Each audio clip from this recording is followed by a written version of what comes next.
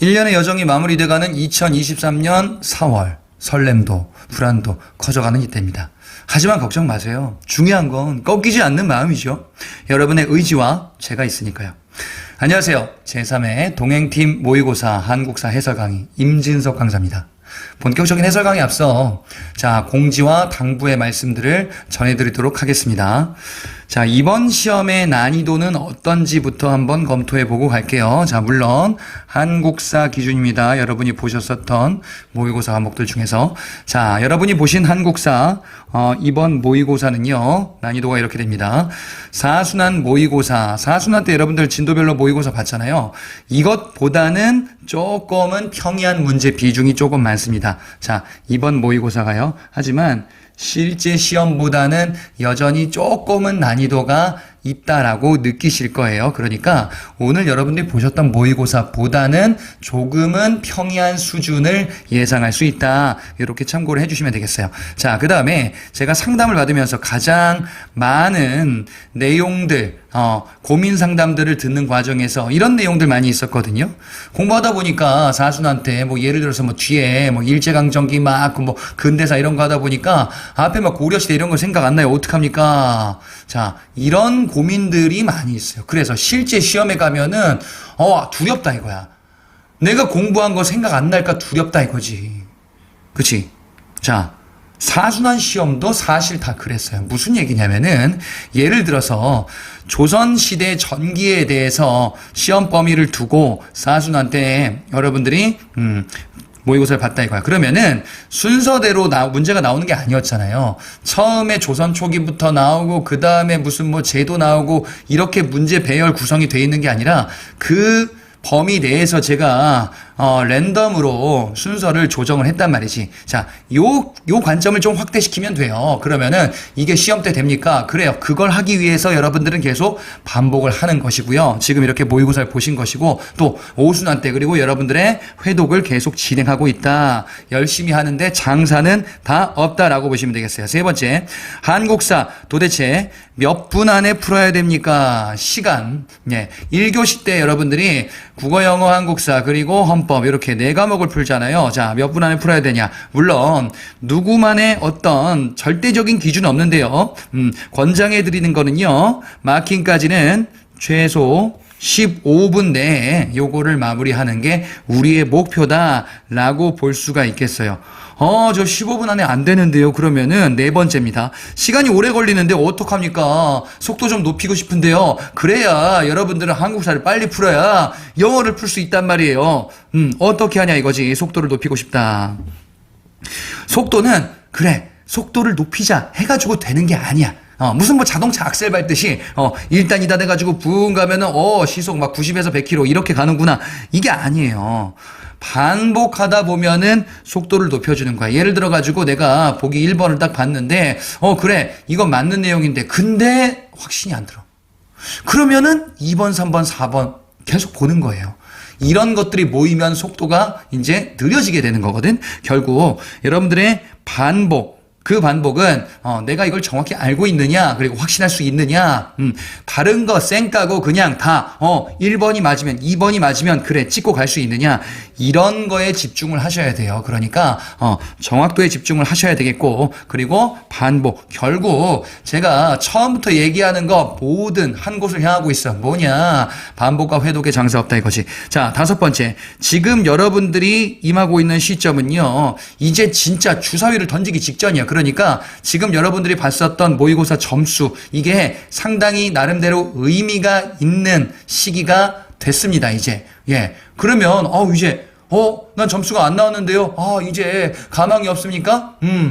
이전에 비해서는 점수가 의미가 있어졌다라고 했으니까 내가 잘 나왔다 안 나왔다라는 게 실제 시험 점수에 반영될 수 있는 가능성이 높아졌어요. 근데 제가 주사위를 던지기 직전이라 그랬지 주사위를 아직 안 던졌어요, 여러분들. 주사위를 던지는 거는 이제부터입니다. 그래서 지금 부족한 게 있다라고 하더라도 반복해서 보충하고 이를 점수로 높이는데 활용할 수 있는 시기가 아직은 남아있다. 이렇게 명심해 주시기 바랍니다. 자, 그러면은 해설 강의 1번부터 진행해 보도록 하겠습니다. 해설 강의는 모든 문제가 아니라 선별된 문제를 중심으로 하여 해설을 진행하도록 할게요. 첫 번째 1번 문제입니다. 자, 다음 중 고려시대 사건들 일어난 순서대로 바르게 나열한 것을 골라보자. 기억, 니은, 디귿, 리을이 있습니다. 여러분들 뭐 전형적으로 보는 패턴의 문제죠. 자, 근데 고려시대 사건이에요. 고려시대 사건. 예. 고려시대 사건을 구분하는 데 있어서 전기인지 후기인지 먼저 판단해 보세요. 예. 무신정변 이전인지 이후인지. 자, 지금 기억, 니은, 디귿, 리을 다 보니까 무신정변 이후 고려 후기에 해당하는 내용들이에요, 지금. 고려 후기인데 하나씩 보자 말이죠. 자, 국내 정치 모습과 대외 관계와 관련한 주제가 섞여 있습니다. 자, 기억해 보니까 공주 명학소에서 망이와 망소이가 신분 해방을 표방하는 난을 일으켰다. 자, 공주 명학소, 공주 중요했었죠. 그 다음에 소, 특수행정구역이었었죠. 망이와 망소이가 공주 명학소에서 특수행정구역에서 차별에 저항하며 신분 해방을 표방하는 난을 일으켰었다. 자, 이거는 무신 집권 시기 때 있었던 거지. 자, 여러분들이 봤었던 내비게이션 자료에 이렇게 되어 있어요. 무신 집권 시기. 고려 후기란 말이지. 자, 이 고려 후기 중에서 무신 집권 시기에 지금 이런 난이 벌어졌다라고 살펴봤었어요. 구체적으로 언제냐? 정중부 집권 시기 망이 망소이의 난. 자, 무신 집권기 앞에 있구나. 요렇게 파악해 볼 수 있겠네. 자, 니은에 보니까 중앙행정기구 사림원을 설치하여 국정 전반의 개혁을 꾀하였다. 사림원이라는 개혁기구가 나와 있어요. 자, 이 사림원이라는 개혁기구는 어디 있냐? 쭉 뒤로 가보면요. 충선왕 시기 때 사림원이라는 개혁기구를 설치했다. 결국 이건 언제야? 원간섭기 때 해당하는 거지. 충선왕 시기 때. 예. 충선왕 원간섭기 시기에 해당된다. 그러니까 무신집권 이후구나 라는 것을 파악해 볼 수가 있겠어요. 그 다음에 디귿에 배중손이 이끄는 선별초가 강화도에서 새 정부를 수립하고 대몽항쟁을 선포했다. 삼별초예요. 삼별초는 어디 있냐? 무신집권, 무신들 잔당이 일으켰었던 삼별초다라고 봤었거든요. 애초에 최후가 조직했었는데 이 항쟁이 있었던 시기는 바로 개경환도에 반대하면서 대몽항쟁을 요렇게 전개하게 되죠. 대몽항쟁에 반대했다라고 했으니까 여기 이제 사이 시기, 예, 무신집권에서 여기 이제 넘어가는 요 시기에 해당한다라고 볼 수 있겠네요. 예, 그래서 무신이 무너지고 그것에 개경환도 하는데 반발하면서 삼별초의 항쟁이 있었구나라는 것을 살펴볼 수가 있겠어. 자, 그 다음에 리을에 이색을 등용하여 기술학부 폐지하고 성균관을 순수 유학교육관으로 개편했다. 이색이란 단서가 있고요. 그리고 성균관 순수 유학교육기관으로 개편했다. 기술학부 폐지한 거죠. 자, 요거는 고려 말 공민왕 시기에 해당되는 정책으로 성균관을 개편했다. 그리고 이 시기 때 활동했었던 성균관의 책임자 이색이다라고 우리가 살펴봤었죠. 공민왕 시기는 원간섭기에서 이제 벗어나는 요 시기다. 자, 그러면 시기를 나열해 볼 수가 있겠죠. 기억이 첫 번째, 그 다음에 디귿이 두 번째, 니은이 세 번째, 그리고 리을이 네 번째, 요렇게 되겠습니다. 2번 문제로 넘어가 보자. 자, 2번. 다음과 관련된 세력이 주장한 개혁으로 옳은 것을 골라보자. 자, 여러분들이 사료에서 제가 누차 강조했었던 게 뭐냐? 키워드예요, 키워드. 예, 키워드. 키워드를 찾아야 된단 말이지.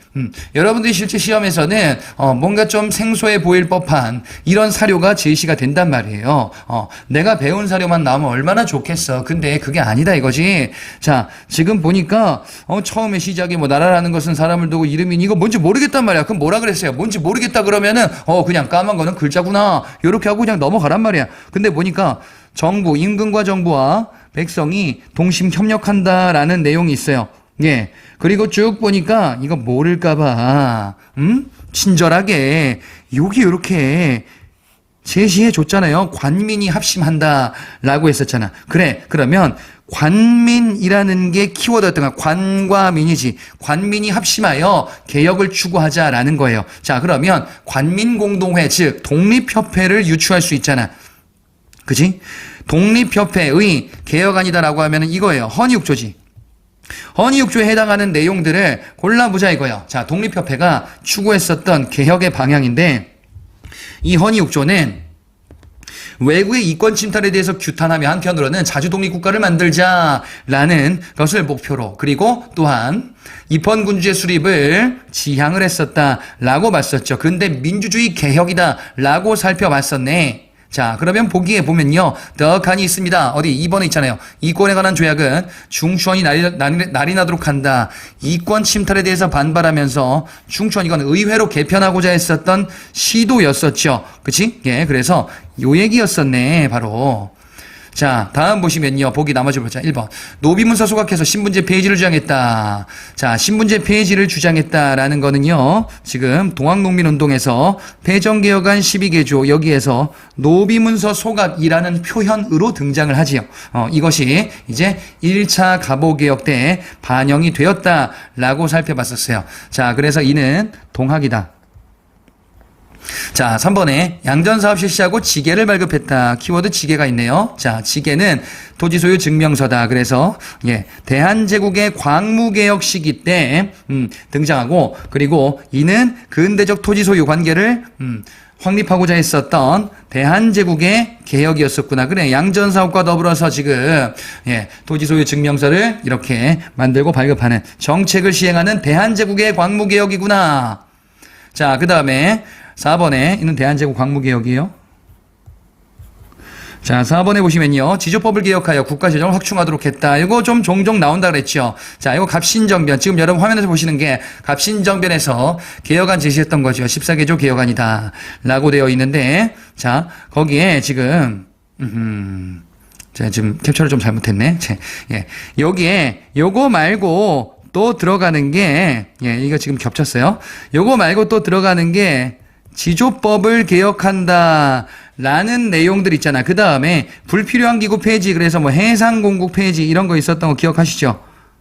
예, 이게 다 갑신정변 14개조 개혁안에서 제기됐었던 내용들이더라. 자, 그래서 답은 2번으로 볼 수 있겠네. 근대 개혁의 내용들을 비교하는 건데 끊임없이 계속 정리하셔야 돼요. 이거 잘 안 외워지시는 거 분명히 있을 거예요.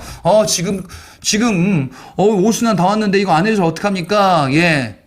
너만 그런 게 아니라 다 지금 못 외우고 있어요. 예. 걱정하지 마시고, 예. 계속 정진하면서 마지막까지 보충하는 그 의욕을 잃지 마시기 바랍니다. 다음 보겠습니다. 3번 문제다. 자, 다음 제도 시행에 따른 결과로 옳은 것을 골라보자. 자, 농촌사회 안정시키기 위해서 공납의 폐단을 개선하려는 시도가 있었다. 좀 시작에 나오죠. 어이구 고마워라. 박납의 폐단을 개선하는 시도다. 그래서 어떻게 현물 대신에 쌀로 거두는 이런 걸로 개혁안이 끊임없이 제기됐었지. 대표적으로 이의 수미법 얘기했었잖아. 그래서 개혁론이 시행되었다. 그럼 뭐야? 박납의 폐단을 시정하고자 했었던 이거지. 대동법이죠. 박납의 폐단, 즉 공납제도의 문제점을 제기하는데 조광조도 있었고 이의와 유성룡에 대해서 지금 그래서 나왔었습니다. 수미법 시행을 주장했었구나. 그래서 대동법을 시행했었구나. 이 내용이 무엇이었는데요? 예, 현물이 아니라 이제 어떻게 현금 이런 걸로 쌀과 같은 예, 현금 역할 하는 것들로 납부하도록 했었죠. 그리고 호에서 토지에 부과했었다. 공인이 활동한다. 그리고 기타 등등등의 변화를 초래하게 되었는데 이 공납은 공납제 개편을 했었던 대동법은 광해군 때 선해청을 처음으로 두었었다. 그러면서 대동법 시행 관청이다 라고 봤었죠. 자, 그러면은 답은 4번이겠네요. 선해청을 설치하였구나. 대동법 시행 관청이다. 자, 그러면 대동법이 나왔으면은 오답에 뭐가 나오겠어요? 이런 것들 나오겠지. 이런 것들. 그렇잖아요. 우리 많이 연습했잖아요. 문제 패턴. 여러분 풀었었던 문제랑 거의 똑같은 거 그냥 표현만 좀 바꾼 거야. 1번. 1결당 2두의 결작을 부과했다. 아하. 1결당 2두의 결작을 부과했다. 이거 뭐야? 균역법이잖아요. 이거 모르면 어떡해. 그치? 대동법은 뭐였었어요? 12두. 대동미 12두를 부과하도록 한 거잖아. 그 다음에 자, 그래서 이는 균역법이고요. 1번은. 2번에 황해도 중심으로 임꺽정이 난을 일으켰다. 자, 임꺽정이 난을 일으켰다. 임꺽정의 난. 이거 가끔 여러분 나온 거 봤었죠. 기출에서도. 임꺽정의 난은 조선 중기 명종 때죠. 그치? 그래서 이거 많이 연습했었잖아. 근데 대동법은 언제예요? 광해군 때잖아요. 그러면 이거 시기 안 맞잖아요. 예. 이 제도 시행과 직접적인 관련이 있다라고 하기에는 일단 무리가 따른다라는 것이. 자, 3번에 전세에 대한 부담 1결당 4두로 고정되었다. 이거네. 영정법이네. 4두로 고정됐다. 그래서 전세 제도를 이렇게 개편했었던 바로 뭐야? 영정법이구나. 자, 그래서 수취제도, 조선 후기의 수취제도 개편과 관련한 내용이었습니다. 다음 문제 4번. 자, 밑줄친 5개를 계율로 삼은. 자, 문제에 답이 있어. 그치? 그러니까 봐봐. 계율로 5개를 계율로 삼은 세속에도 5개가 있으니 이거 다음에 이 뒤를 읽었다. 예를 들어서 지금 이 문제를 기준으로. 그러면 넌 아직 다 모르고 있는 거야 지금. 저 세속 5개 아는데요? 화랑도 아는데요? 근데 확신을 못한 거야. 이런 것들이 모여서 속도를 높여준다라는 것이. 자, 그러면 5개를 계율로 삼은 고대사회 집단이다. 그래, 이거 세속 5개 원광법사의 세속 5개잖아요. 그죠? 원광법사의 세속 5개 화랑도의 정신으로 알려진 이거잖아. 그쵸? 원광법사를 물어보기도 했었고 세속 5개 내용을 물어보기도 했었는데 여기서는 화랑도 자체를 물어보는 거예요. 조직이라고 했으니까. 예. 자, 고대사의 집단이 담당했던 사회적 역할이다. 그래. 화랑도가 신라 사회에서 어떤 역할을 했느냐 이거에 대해서 물어보고 있는 거지. 그래, 화랑도는 이런저런 역할을 했다 그랬어요. 청소년 집단인데 국가 조직화하면서 한편으로는 귀족과 평민도 같이 있으니까 계층 간의 대립과 갈등을 완화시키는 이런 역할을 담당했다라고 봤었죠. 여기 그대로 있잖아. 그죠? 자, 1번은요. 촌락의 행정과 군사 실무를 처리했다. 화랑도는 이런 국가를 경영하는 이런 행정기구의 성격은 아니잖아. 3번, 부족 대표들이 모여서 사회를 이끌던 전통을 계승하였다. 부족의 대표들이 모여서 그 우두머리들이 모여서 이끌던 전통이 귀족 집단의 귀족회의 기구로 바뀌었구나. 지금 이거 얘기하는 거야. 화백회의, 귀족회의. 그죠? 예. 기존에 있었던 시족사회에서 사람들이 모여서, 이런 사람들이 모여서 하던 것이 이런 귀족회의가 됐구나. 이건 화백회의 얘기하는 거예요. 자, 4번에 관등승진 차별에 불만을 갖던 이들에게 정치적 기회를 주었다. 정치적 기회를 준 건 아니죠, 화랑도가. 그죠? 자, 지금 4번의 내용은요, 골품제의 한계점을 이렇게 극복해야겠다라는 것과 관련한 내용이다라고 볼 수 있겠네. 자, 어찌됐건 화랑도와는 직접적인 관련이 없더라. 다음 문제는 6번으로 가보겠습니다. 자, 다음 조선후기 실학자 주장이다. 실학자 뭐 계속 봤죠? 그죠? 중농학파 실학자 유형원, 이익, 정약용, 중사학파 실학자 유수원, 홍대용, 박지원, 박재가 이런 사람들 봤어요. 그 7명 중에 하나일 겁니다. 아마도. 자, 이 인물은 누구냐? 실학자 중에 누구냐라는 거죠. 전자는 어떻게 생겨났냐? 어떻게 되다 보니까 여러 사람이 추대해서 만들어진 것은 수출하지 않으면 물러나야 하는 것이다. 탕론이라는 글이다. 결국 권력의 근본은 민에게 있다. 이 민에게 있는 여러 권력들이 모여서 추대하여 대표를 만들고 그래서 요렇게 또 대표, 그죠? 그리고 우두머리, 천자란 이렇게 모여서 되는 거구나. 권력의 근본은 민에게 있다라는 내용이잖아요. 뭔데? 정약용이 얘기했었던 민본 사상이고요. 그 다음에 공부를 조금 더 꼼꼼하게 했었다면은 이거예요. 탕론. 이거이기도 해요. 물론 이건 필수로 암기할 것까지는 없는데 알고 있다라고 하면은 조금 더 수월하게 풀 수 있겠지. 그러면은 뭘 향하고 있어요? 이분 다산 정약용이네. 자, 이 정약용에 해당되는 활동, 서적, 주장 이런 것들 골라주시면은 되겠는데 4번에 흠음신서가 있죠. 그죠? 예. 혹시 여러분들 요거 놓쳤을까봐 보기에다가 제가 이걸 집어넣었어요.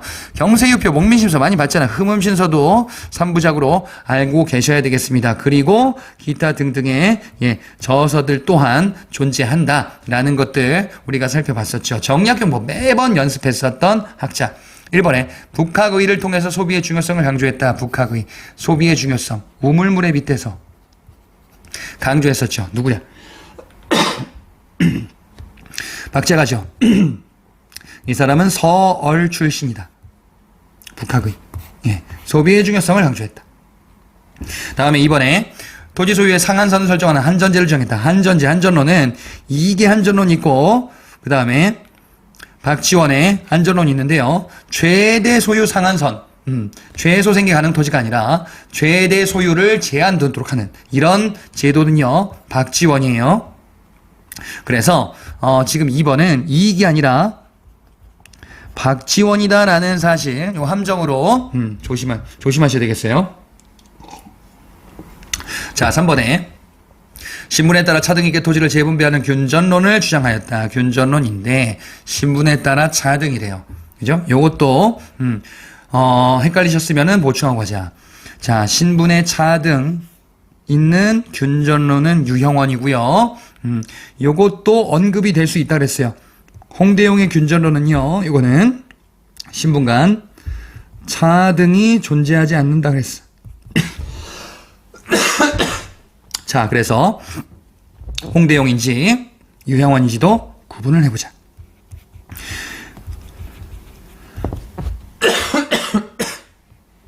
자, 그래서 답은 정약용 4번을 고르시면 되겠죠.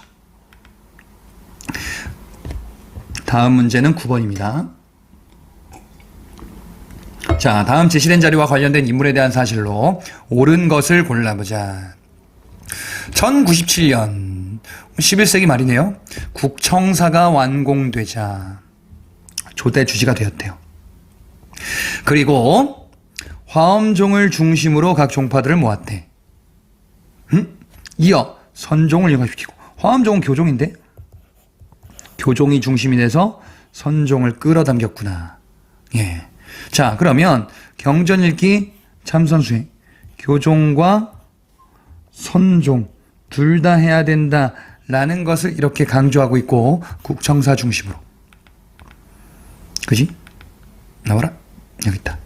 국청사 중심으로 화엄종 중심의 교종 및 선종 통합을 했었던 요거를 끄집어낸 거야. 그렇죠?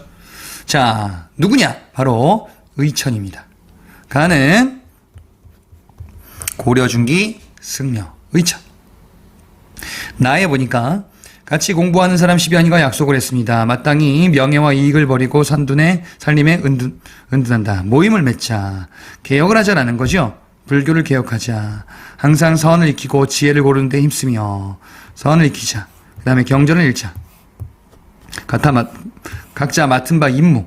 그래서 선을 익힌다 참선, 그 다음에 경전을 읽는다 독경, 그 다음에 맡은 바 임무 노동. 세 가지를 키워드로 보셨었죠? 그래서 결사운동하자. 진울이다. 자, 근데 여러분 팁 하나 드리자면요. 불교의 개혁을 주장하는데 우리가 배운 사람은 둘이에요. 진울, 요새. 결사운동이잖아. 불교의 개혁을 주장하는 결사운동. 수선사 결사인지 백년사 결사운동. 근데 요게 구분이 안 돼. 어떤 단서가 안 보여. 불교의 문제점을 얘기하면서 모임 맺고 하는 내용까지만 나와 있어. 그러면 진울로 가면 돼요. 예. 여기선 단서가 나왔죠? 자, 그러면 이 사람은 진울이다. 의천과 진울, 고려시대의 승려들이다. 기억 보세요. 신편제종 교장총록을 편찬했다. 이건 뭐야? 신편제종 교장총록. 예. 교장, 속장경 편찬. 예, 그 목록서를 요렇게 살펴봤었죠. 우리 대장경 편에서 이런 거 봤잖아. 뭘요? 초조대장경, 그 다음에 교장, 속장경, 그리고 팔만대장경, 제조대장경. 이거 볼 때, 예, 요 얘기 나왔었어요. 신편제종 교장총록. 그 교장 만들었다. 의천이다. 자, 기억 맞고요. 그 다음에 니은에 현세 고난을 구제하는 관음신앙을 전파했다. 관음신앙을 전파했다. 신라 중대승려. 예, 의상이죠. 현세 고난을 구제하는 의상의 사상. 자, 그리고 디귿에 유식불교를 깨달아 자신의 학설을 강의했다.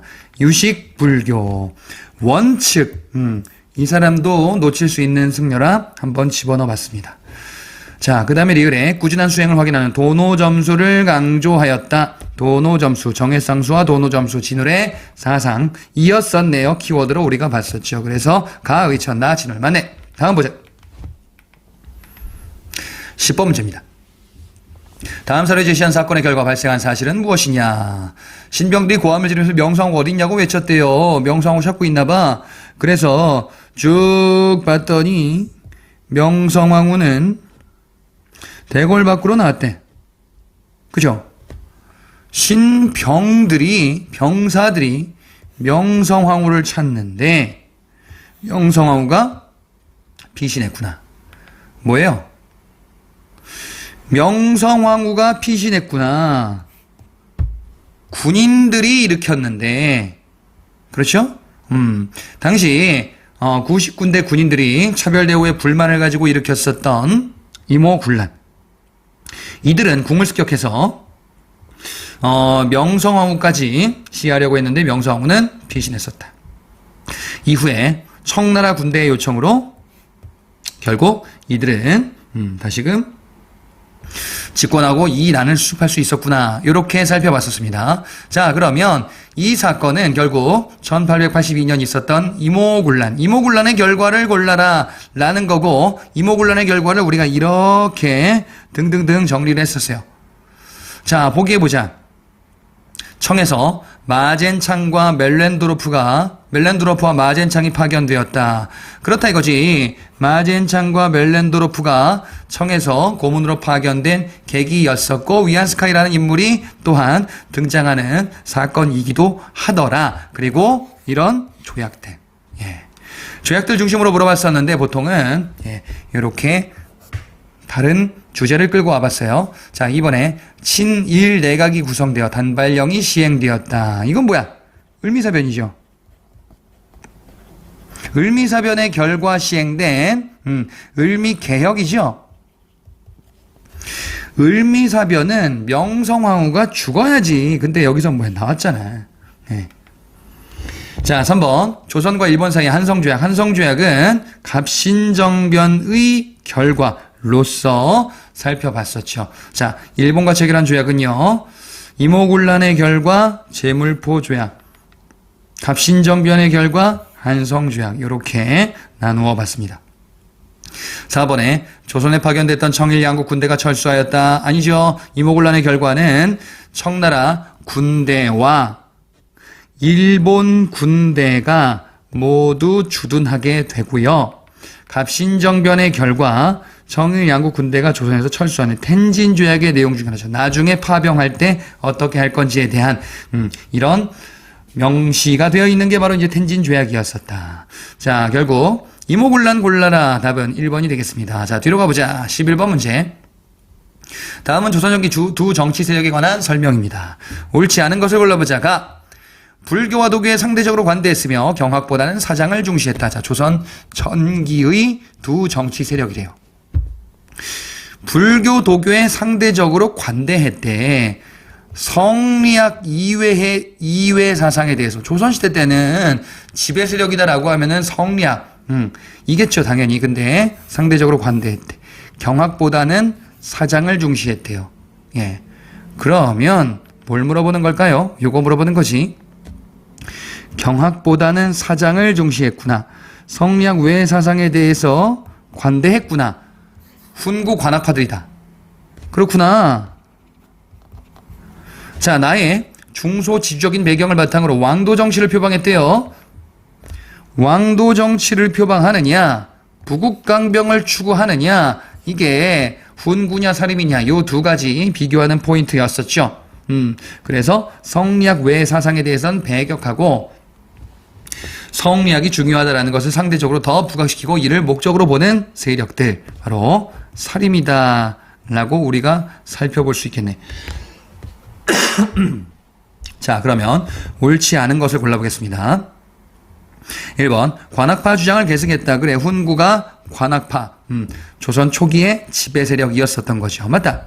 그 다음에 2번 정렬인 모반 사건. 이거 뭐야? 정렬인 모반 사건은요, 뒤에 나오죠. 붕당 정치 과정에서 등장을 하죠. 붕당 정치 과정에서, 자, 일단 처음에 사림이 동인과 서인으로 분화했었어요. 그리고 이 동인이 요 사건을 계기로 하여 북인과 남인으로 분화했었죠. 정렬이 모반 사건이지. 자, 그러면 이는 사림이 분화된 이후에 동인에 해당하는 내용이다. 답이 될 수가 없겠네요. 이는. 그치? 옳지 않는 거니까 답이 되겠죠? 3번. 길지학풍을 계승하여 성장한 무리이다. 예. 사림의 계보로서 이렇게 소개해드렸었는데 정몽주, 길제 이렇게 봤었죠. 그 다음에 이런 사람 기억나세요? 김갱필? 살인 문제 봤을 때 등장하는 사람들로서 나오게 되죠. 자, 그래서 3번 살인에 대한 내용 왔습니다. 4번에 성종 무렵 처음 등용되어 선조 때 정권을 장악했다. 그래요. 성종 때 누구야? 김종직. 그죠? 그리고 선조 때 가서 이제 장악한 이후에 붕당 정치로 넘어갔었던 세력이 사림이더라. 자, 답은 2번이 되겠습니다. 다음 문제 12번. 현대사 문제입니다. 다음 글의 밑줄지 항쟁에 대한 설명으로 옳은 것을 골라보자. 자, 어떤 본부가요 항쟁을 했었대요. 보니까 막 시위가 막 있었대. 그래, 조금 더 보자. 항쟁에 참가한 연인원은 되게 많네요. 결국 전두환 정권, 전두환이네, 6.29 민주화 선언을 발표했구나. 어허, 이거 뭐지? 대통령 선거를 직선제로 바꾼다라는 선언이지요. 자, 그러면 이 항쟁은 뭐예요? 6월 민주항쟁. 6월 민주항쟁의 결과 6.29 민주화 선언이고 그 내용인즉슨 대통령 선거를 직선제로 바꾸자라는 이런 항쟁이었었습니다. 자, 그러면 이 항쟁의 결과 어떻게 됐어요? 결국 이렇게 됐었죠. 나가자 쭉쭉쭉. 6월 민주항쟁의 결과 6.29 민주화 선언으로 구차기현 지금의 헌법으로 바뀌었구나. 그 다음에 박종철, 이한열 요 과정에서 죽었었고 4.13 후원 조치에 대항했었다라고 살펴봤었죠. 자, 그러면 6월 민주항쟁에 대한 내용을 골라주시면 되겠는데요. 일단 답은 3번인 거 보이시죠? 나머지를 보자. 내각 책임제 헌법이 개정이 이루어진 배경이었었다. 내각 책임제 헌법 개정은 한 번밖에 없죠. 4.19 혁명의 결과 이승만 정권이 붕괴되고 그리고 그 이후에 허정 과도 내각에 의해서 3차 개헌, 바로 내각 책임제 개헌이었다. 그래서 결국 이제 장면 정부가 수립되게 되는구나 라고 봤었죠. 결국 1번은 4.19 혁명이고 민주화운동 구분하는 문제였었습니다. 2번에 전국에 계엄령이 선포되었다. 계엄령은 민주화운동 때 계속 등장을 하는데 6월 민주항쟁 때는 계엄령이 없었다라고 봤었어요. 왜? 이거 제가 설명해 드렸었는데 이때는 다음에 88년 서울 올림픽이란 말이에요. 그래서 계엄령을 하기에 상당히 부담이 있었고 결국 계엄령 없이 이렇게 민주주의 정부로 전환되게 되는구나. 자, 결국 2번은 틀렸다. 4번에 사회문란사범의 순환을 명목으로 삼청교육대가 만들어졌다. 삼청교육대는 전두환 정부죠. 예, 전두환 정부 시기인데 지금 항쟁에 대한 설명인데 삼청교육대가 항쟁이야? 아니잖아요. 그렇죠? 예, 그래서 답이 될 수가 없겠네. 자, 다음 문제 14번 문제입니다. 근대 서구문물 도입 시기 순으로 바르게 나열한 것을 골라보자. 아우, 여러분들 이것 때문에 그냥 머리가 지끈지끈 아프죠? 하나둘씩 보겠습니다. 차근차근 보세요. 다 답이 있어. 기억에 방문국을 세워 신문을 발행했다. 방문국, 기기창, 전환국 여기 있잖아. 첫 번째, 우리는 문물 도입 시기를 1번, 2번, 3번, 4번 이렇게 나눠봤잖아요. 그 중에 1번이잖아 지금. 응? 이게 언제랬어요? 구체적으로는 이모군란부터 갑신정변 이전 시기까지. 이 시기 때 방문국에서 만들었었던 게 한성순보다라는 것까지 알고 계셔야 되겠죠? 그 다음에 원산학사, 동문학 이런 거 만들어진 시기이기도 하죠. 그래요. 첫 번째 시기구나라고 일단 잡아둬. 그 다음에 니은 경복궁에 전등이 처음 가설됐다. 전등이 가설된 배경 무엇일까라고 설명해드렸었는데 뭐라고 했었냐. 이모군란 갑신정변 이후에 궁에서 자꾸 변란이 발생하니까 뭔가 좀 밝히면 좋겠다. 그래. 전등이 발생했구나. 전등이 만들어졌구나. 그래. 이모군란 갑신정변 후 바로 두 번째 시기에 해당하죠. 그죠? 예. 그래서 이는 두 번째 시기입니다. 전등. 자, 디귿. 최초의 서양식 극장인 원각사가 창설됐다. 나라는 망해가는데 공연이라도 보면서 달래보자. 이 허한 마음. 서양식 공연장 원각사. 여기서 은세계 같은 거 막 공연했다라고도 말씀드렸었어요. 자, 그럼 요거는 럴전쟁 이후 국권비탈 시기 네 번째 시기에 해당하는구나. 그렇죠? 리얼. 한성의 서대문에서 성청량리 사이에 전차가 개통되었다. 교통문물이네. 교통문물은요, 이렇게 봤었죠. 뭐라고? 전차, 경인선, 그 다음에 경부선, 경의선. 이게 교통문물로 우리가 봤잖아요. 근데 여기서 나눠지죠. 세 번째인지 네 번째인지. 그치? 세 번째가 언젠데, 대한제국 시기 때 전차와 경인선이에요. 그리고 그 이후 국권비탈 시기 때는 이제 경부선과 경의선 이렇게 나겠지. 이거는 세 번째 시기, 즉 대한제국 시기 때 있었던 거구나. 예, 이건 뭐 쉽게 풀 수 있었어야 되는 문제였었습니다. 공부 이렇게 쭉 했으면요. 자, 그래서 기억, 니은, 리을, 디귿 이렇게 골라주시면 되는 깔끔한 문제였었구나. 자, 다음 15번 문제입니다. 다음 어느 문화유적에 대한 설명문입니다. 밑줄친 비석 세워진 계기. 자, 이 비석이 뭔가 보니까 1636년 17세기네요. 조선 후기쯤인데 그러면 삼전도, 청나라, 청태종 공덕비례, 송파구 삼전동에.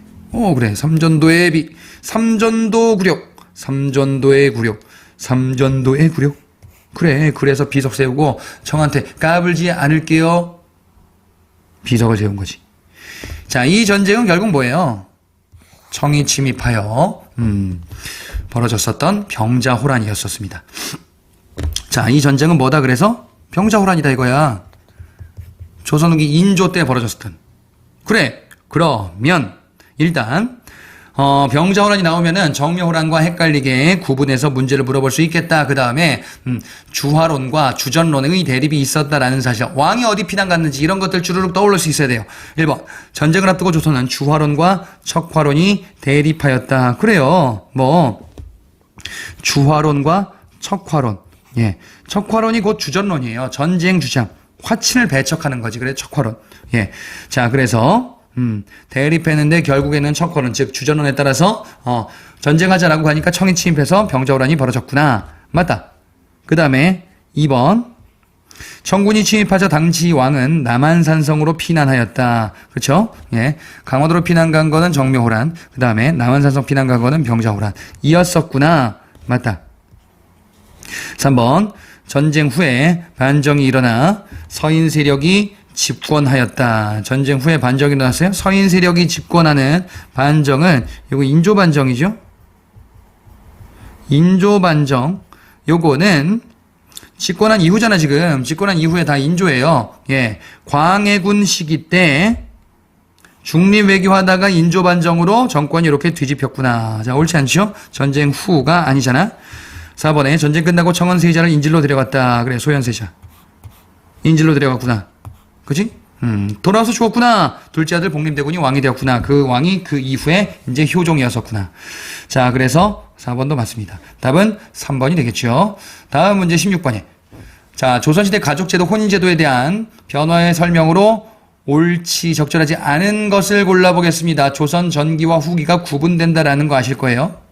이거 조선 전기와 조선 후기가 구분되죠. 북의 중심의 친영제도가 정착되는 것, 조선 후기구나. 장자 중심이다. 남자 중심, 장자 중심. 그죠? 그리고 딸이 없으면은 양자를 친족해서 드리기도 했었다. 라고 봤었다. 그 전에는 남자가 여자 집에서 처가살이 하는 경우가 상대적으로 더 많았다. 그 다음에 상속과 제사의 차등이 없었구나. 라는 것을 살펴봤었죠. 1번. 조선 전기에는, 전기예요. 아들이 없이 죽을 경우에 양자를 드려? 양자를 뭐하러 드려? 딸도 있는데. 그렇지? 그러면 양자 드리는 거는 조선 후기구나.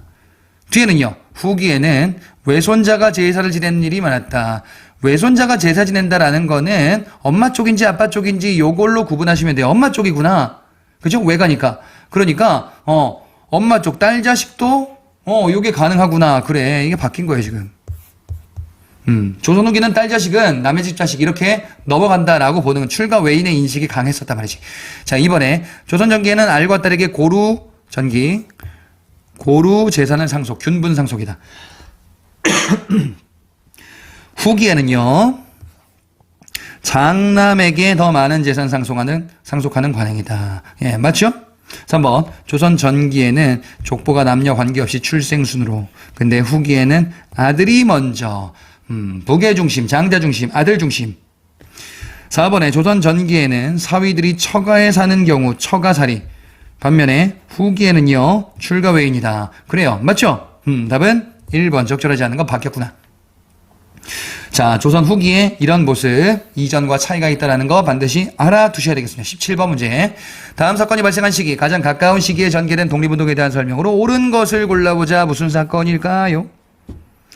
전라남도 신안군 암태도에서 암태도 소작쟁이. 뭐 다 나왔네. 끝. 뭔지 알잖아. 뭔데? 암태도 소작쟁인데요. 암태도 소작쟁이는요, 1920년대 전반부에 있었던 대표적인 소작쟁이 사건이었었구나. 1920년대 전반 일제강점기 때 이런 일이 있었다라고 봤었죠. 예, 쟁의 활동인데 소작쟁이 암태도 이 사건은 전반부. 그 다음에 노동쟁이 원산 총파업 같은 경우에는 20년대 말에 있었고 신간의 조사단, 신간회가 조사단을 파견하기도 했었다라고 봤었죠. 원산 같은 경우에는요. 자, 그럼 20년대 전반부예요. 연도 이렇게 꼭 안 해오더라도 앞인지 뒤인지 정도 구분하시라 그랬지. 자, 그러면 보기를 보자. 1번. 조선의용군이 중국 활로군과 연대하였다. 조선의용 대인지, 군인지 조심해야 돼요, 항상. 군. 그럼 뭐야? 이거 40년대에 있었던 조선의용군, 예난지방에 김원봉의 조선의용대 병력 일부는 한국광복군으로 가고 그 다음에 화북지대는 조선의용군으로 갔었다라고 살펴봤었죠. 자, 어찌됐건 1940년대구나. 자, 그 다음에 2번. 자, 한국광복군이 한국 독립군입니다. 광복군이 아니고 사도하자 전투에서 승리하였다. 이건 뭐죠? 1930년대 전반부에 있었던 지청천의 한국 독립군 30년대 전반이죠. 뭐 있었어? 쌍성보 전투, 대전자령 전투, 사도하자 전투, 동경성 전투, 그죠? 예. 이런 전투들에서 승리를 거두게 되었던 30년대 전반부에 해당하는 내용입니다. 4번 김좌진이 이끈 북로군 정선은 청산리에서 일본군을 대파하였다. 뭐 20년대에 있었던 청산리 대첩이잖아요. 그죠? 예. 그래서 이때 있었던 가장 가까운 시기는 20년대고 앞부분에 있구나라는 사실까지 보셔야 예. 그쵸? 4번. 보셔야 되겠죠? 예, 요게 정답인데 3번은 안 하고 넘어갔네. 요게 30년대고요. 3번에 임병차는 고종의 멸지받아 독립의금부를 주겠다. 국내에 호남 지방을 중심으로 하여 만들어졌었던 1910년대 단체로 독립의금부와 대한광복회 두 가지 비교해서 보셨는데 시기만 물어봤어요. 예, 복벽주의가 독립의금부고요. 공화정을 추진한 게 대구 지역의 대한광복회였었구나. 1910년대였었죠. 자, 답은 4번 20년대였었다. 다음 문제 19번. 강령을 발표한 조직에 대한 설명이다. 삼균제도를 강령으로 여기서 읽을 필요가 없었어, 사실. 그렇잖아. 삼균주의고 뭔지 이제 내용을 물어보면 읽어야 되는데 여기서는 그 조직을 물어봤으니까 여기서 읽을 필요가 없잖아요. 물론 삼균제도가 뭔지, 그지? 정치의 균등화. 이것도 복습 겸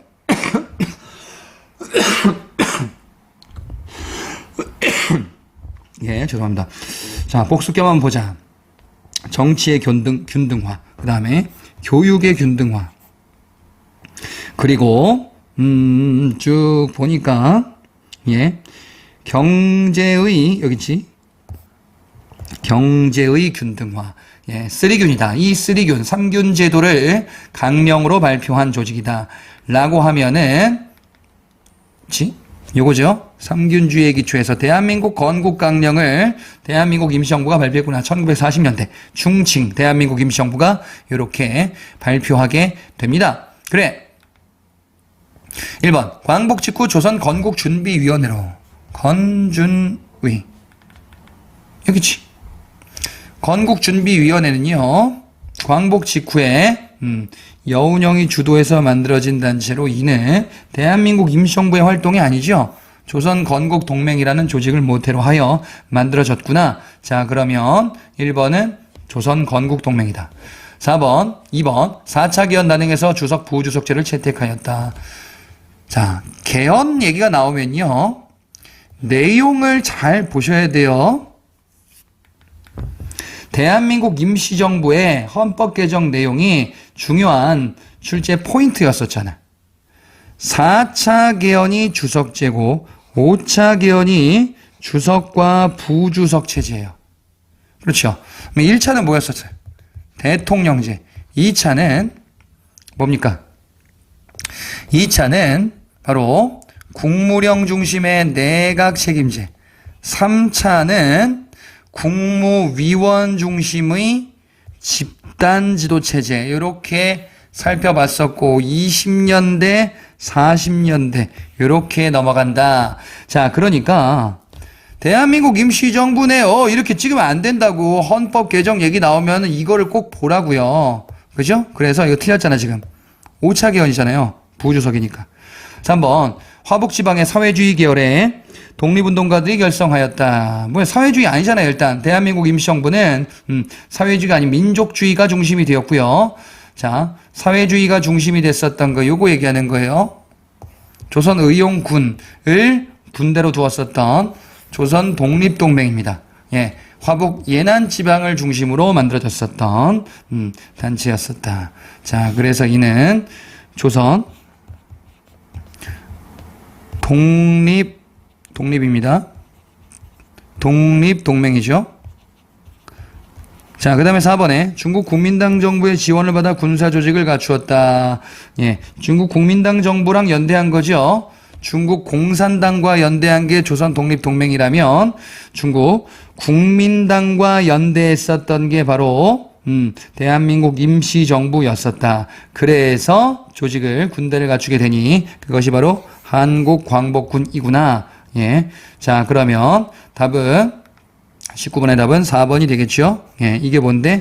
한국광복군이다. 예. 이렇게 우리가 살펴볼 수 있고요. 자, 다음 문제 보도록 하겠습니다. 이번에는 20번 문제. 자, 또 지도에 해당하는 시대에 대한 설명으로 옳은 것을 골라보자. 자, 가마나 지도가 있는데 딱 보니까 가 이제 고려네. 그죠? 나는 조선이네요. 뭘 보고 딱 보고 알 수 있어. 지도로 이제 물어본다라고 하면 일단 뭐 수도 찾아보세요. 수도, 개경. 그 다음에 한성, 한양. 그 다음에 뭐 천리장성 이런 거 있고. 양계 있잖아요. 5도 양계잖아. 조선은 도만 있잖아요. 8도. 그 다음에 국경선도 이렇게 됐네. 그치? 압록강, 두만강을 경계로 세종 때. 그 다음에 이건 뭐야? 서해 외교단판으로 영토를 압록강 유역 근처까지 이렇게 쭉 연결했었던 고려시대 국경선이지. 자, 가는 고려, 나는 조선이다. 보자. 1번. 가. 모든 군현의 지방관 파견이다. 그런가요? 자. 조선시대 때 들어서 모든 군현의 지방관을 파견하게 되었구나, 수령을. 그렇죠. 고려시대는 지방관이 파견되지 않은 속군속현이 상당히 많이 존재했다라고 봤습니다. 그래서 이는 조선이죠. 그 다음에 2번 양리는 호장과 부호장. 양리가 조선, 고려, 조선 다 있긴 한데 호장, 부호장이라는 직책은 이렇게 봤잖아. 고려시대에 호장과 부호장이라는 직책이 있었구나. 조선은 아니다 이거지. 그 다음에 향리의 지위 차이도 상당히 높은 편이냐 고려, 낮은 편이냐 조선, 이렇게 갈리죠. 3번 당시 지방관은 자기 지역 출신으로만 임명되었다. 지방관이 자기 지역 출신으로만 임명됐대. 이거는 뭘 물어본 거야? 바로 상피제를 물어본 거예요. 같은 지역 출신은 서로 피하는 거지. 임명되지 않는 거니까 반대로 얘기한 거야. 같은 지역 출신으로만이 아니라 같은 지역 출신은 안 돼요. 그죠? 4번에 이원화된 지방행정체제. 안찰사. 자, 이원화된 지방행정체제. 5도와 양계로 이원화됐구나. 5도의 안찰사, 양계의 병마사 이렇게 파견되었구나. 그렇죠? 알 수 있겠네. 자, 그러면 답을 골라보면은 20번에는 2번이 되겠습니다. 다음 문제 23번 문제. 아래 자료 토문에 대한 해석을 둘러싸고 조선과 청나라 사이에 있었던 지역에 대한 설명 중에 옳지 않은 것. 토문. 자, 문제 속에 이 지역이 뭔지 답이 있어요. 서쪽은 압록이 되고 동쪽은 토문이 된다. 이거 뭐죠? 백두산 정계비죠. 조선 후기 숙종 때 만들었었던 토문강의 경계를 두고 대립하게 되는구나. 예, 그래. 그럼 여기 어디다 이거야? 간도다. 토문강으로 해석하면 우리 땅이고, 그렇지 않고 두만강으로 해석하면 청해 땅으로 이제 청과 영토 분쟁이 벌어지는 이런 배경이 된 지역, 간도다. 그래요, 간도예요. 근데 말이죠, 여러분들, 간도라고 되어 있는데, 예, 혹시라도 답에 서간도인지 북간도인지 헷갈린다라고 하면은 굳이 따지면 북간도 지역이에요. 예. 근데 여기서는 그렇게까지 구분하진 않았거든? 그러니까, 만약에 제가 지금 하는 얘기가 무슨 얘기냐면은, 만약에, 이 문제에서, 요 얘기인데, 서간도, 북간도, 요게 섞여 있다 그러면은 뭘 골라야 됩니까? 북간도를 고르시라고. 이게 좁은 의미의 간도예요. 그죠? 자, 그럼 보자. 1번에 서전, 서숙, 명동학교 등의 교육기관이 설립되었다. 서전, 서숙, 명동학교, 북간도에 있죠? 그지? 그 다음에 2번. 이범윤은 이 지역에서 포병을 양성하고 조세를 거두었다. 그래. 이범윤이 간도관리사로 파견됐단 말이야. 대한제국 시기에. 그렇죠? 예. 광무개혁 때 요 얘기 있잖아. 이범윤. 그렇지. 대한제국 광무개혁 때 있었구나. 간도에 대한 지역 내용이었다. 3번. 이상서를 대통령으로 하는 대한광복군 정부가 수립되었다. 요거죠. 이상서를 대통령으로 하는 대한광복군 정부 너무너무 중요했잖아. 이거 연해주 지역이잖아요. 예. 간도와 연해주 지역이 다소 차이가 있더라. 그러면 요렇게 되잖아요. 지리적으로. 요렇게 그리면 여기가 간도 지역이고요. 여기가 연해주 지역이었죠. 예, 그래서 답은 3번. 4번에 일본과 청은 위 지역을 청해 영토로 인정하는 조약을 맺었다. 그렇죠? 간도협약. 이 새끼들 말이지. 그래서 간도가 청으로 넘어갔구나. 라는 것. 을사조약 이후에 해당되는 내용이었습니다. 자, 답은 3번. 다음 문제 25번. 마지막입니다. 다음 제시된 조약 체결을 계기로 전개된 항일 의병운동에 대한 설명으로 옳은 것을 골라보자. 항일 의병운동 그러면은 세 개 중에 뭔지 이거 구분이겠다라고 예상하면서 푸는 거야. 뭐 을미의병인지 을사의병인지 정미의병인지. 그렇죠? 자, 그러면 이 조약이래요. 뭔가 보자. 일본국 정부는 한국 사이에 조약 실행과 완수할 의무가 있대요. 보니까 뭐냐, 일본국 중개를 거치지 않고서는 이런 것들 못한다. 결국 외교권을 못한다라는 거죠. 그죠? 예, 일본 중개를 거치니까 이건 일종의 보호국이다라는 거예요. 3조에도 얘기가 있습니다. 뭐 통감을 둔다. 통감을 두는가, 통감을 설치해. 근데 통감이 무슨 권한을 갖는가와 관련해서 외교 얘기만 있으면은 이건 뭐라 그랬어? 이거 을사조약이라 그랬죠. 근데 통감이 각종 행정 권한, 이런저런 것들을 가지고 있다라고 하면은 이거는 한일 신협약이라 그랬어요. 자, 그러면 지금 뭐예요? 을사의병 물어본 거죠? 을사조약을 계기로 이거 골라주시면 되죠? 1번은요. 백산에서 집결하여 4대 강령을 발표했다. 뭐야 이게 왜 나와? 이거 동학농민운동이잖아. 그죠? 동학농민운동의 1차 봉기에서 등장하는 내용이었습니다. 2번 최익현, 민종식, 신돌석과 같은 의병장들, 즉 유색인지 평민인지 이렇게 의병장들이 등장했다라고 봤었죠. 예, 여기 이제 최익현이었었죠. 자, 그 다음에 3번 해산된 군인들이 합류하면서 의병 전쟁으로 확산되었다. 그렇죠. 해산된 군인들, 군대 해산을 계기로 있었던 정미의병 내용이었었네. 4번 단발령 철회되고 고종의 해산 권고조칙에 의해서 해산되었다. 이거죠. 단발령 철회되고 해산 권고조칙. 우리 기출에서도 봤었는데 뭐 봤었냐면요. 이거 언제냐. 이게 아관파천 시기에 예, 행해졌었던 조치죠. 요 다음에 이제 아관파천 사건이 있으니까 어찌됐건 이거는 을미의병이다라고 살펴볼 수 있겠네. 예, 답은 그래서 2번이 되겠습니다. 자, 이렇게 25번 문제 풀었는데요. 마지막으로 여러분들께 강조해드리는 내용을 소개해드리고 강의를 마치겠습니다. 지금 여러분들 멘탈이 막 뒤숭숭해요. 예. 그리고 막 잘 이거 해야 되는데 막 마음도 불안하고 우울증도 생기기도 하고 막, 그죠? 가슴이 벌렁벌렁하고. 지금부터는 무슨 싸움이냐? 버티기 싸움. 존버만이 살 길이다. 여러분들 잘 버티시길 바랍니다. 수고하셨습니다. 오순환 때 뵙도록 하겠습니다.